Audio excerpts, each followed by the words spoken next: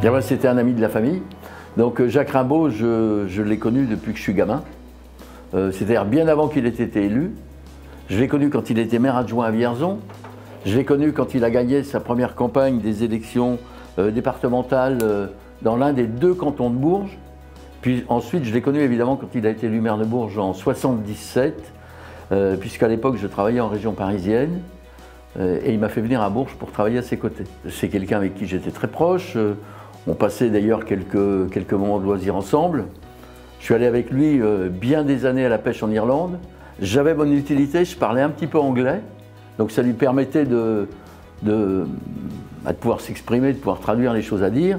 Et puis en plus, je démêlais ses moulinets. Parce qu'il était brouillon dans sa façon de gérer le matériel de pêche. Même si, et très paradoxalement, il était très fidèle à ses objets. Il avait des vieilles cannes à pêche invraisemblables qui devaient dater de l'après-guerre. Il n'a jamais voulu en changer. Une des marques de son caractère, c'était la fidélité. Amoureux et fidèle. Alors amoureux de sa ville, amoureux de son territoire, mais surtout amoureux des gens. Il aimait les gens. Et ça se voyait tellement que les gens le lui rendaient bien. Du coup, il était devenu à Bourges imbattable. Et on disait d'ailleurs qu'il y avait que la maladie qui pouvait le battre, et c'est ce qui est advenu. Il disait toujours, à Bourges, il faut avoir de l'ambition et de la raison. La raison, c'est de ne jamais perdre de vue que la rue principale, c'est la rue moyenne. Donc on ne va pas s'écarter de ça, puis en même temps, on va avoir de l'ambition. Et cette ambition, j'en donne une traduction rigolote, je lui ai écrit souvent des discours. Il dit, tu vas me faire un truc là-dessus, il faut que tu t'appliques. Et je me souviens quand l'A71, l'autoroute, est arrivée à Bourges, et si on avait à retenir de lui une seule chose, pour moi c'est celle-là. C'est l'autoroute qui est passée à Bourges pour rejoindre Clermont-Ferrand, alors qu'il était prévu qu'elle passe par Nevers. Et je me souviens qu'en rédigeant le petit discours qui était prévu pour l'accueil de Charles Fitterman à la mairie de Bourges, j'avais dit, avec son ami Dédier, qui était un de ses proches, on écrivait un petit peu ensemble, et on va lui dire que l'autoroute, ça va être l'axe majeur ouest-européen, Paris, Bourges, Montpellier. Il a dit non, c'est pas assez. C'est Hambourg, Bourges, Barcelone. C'est comme ça qu'il faut voir les choses. Ça, c'est une belle anecdote qui montre combien il avait à la fois d'ambition et de raison. Alors, une autre anecdote, c'est quand j'ai été élu maire en 1989, grosse fête à la Chapelle, on avait gagné très largement. Donc on va tous au bistrot fêter ça. Qui arrive? Jacques Rimbaud. Jacques Rimbaud, il venait de gagner au premier tour, lui aussi, à Bourges. C'était une réélection pour lui. Moi, c'était mon élection. Il tape des mains, il dit « Monsieur, dame, je vais vous faire un discours.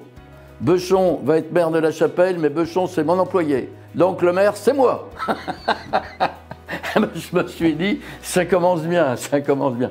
Et voilà. Donc j'ai beaucoup pleuré quand il est décédé. D'ailleurs, on a fait un petit, je pense que d'autres vous l'auront montré, on a fait un petit livre, Souvenir de Jacques. Il est dans mon bureau depuis lors. On a écrit à plusieurs mains. D'ailleurs, j'ai commis un petit article dedans. J'écris sur une partie de pêche. Donc avec des anecdotes, alors là, c'en est truffé. C'en est truffé. Voilà. Ce serait fidèle. C'était un fidèle. C'était un fidèle. Il n'a jamais lâché ses amis, quoi qu'il puisse advenir. Il m'en a beaucoup voulu à un moment quand j'ai quitté le Parti communiste, parce que j'en étais adhérent quand j'étais jeune. Et puis après, lui-même était empreint de doute. Il faut quand même le dire. Quand il y a eu la perestroïka en Union soviétique, c'est-à-dire la critique du système. Il se questionnait beaucoup, mais au fond, il était fidèle. Et il est toujours resté fidèle. Je retiens l'autoroute, je retiens les fêtes de la vieille ville à Bourges, les rues piétonnes, le printemps de Bourges qu'on a fait éclore et développer, la médiathèque, enfin, tellement de choses, tellement d'aventures avec lui qu'il est un peu, si vous me permettez de le dire, mon papa spirituel. Et j'ai d'ailleurs gardé sa formule qui rabâchait dans tous les discours, le PPO. J'ai dit, moi je suis adhérent au PPO. Qu'est-ce que c'est que ça? Patience, persévérance, obstination. Et dans tous mes discours, quand je peux le dire, je dis, moi je suis membre du PPO. PPO, c'est Jacques Rimbaud.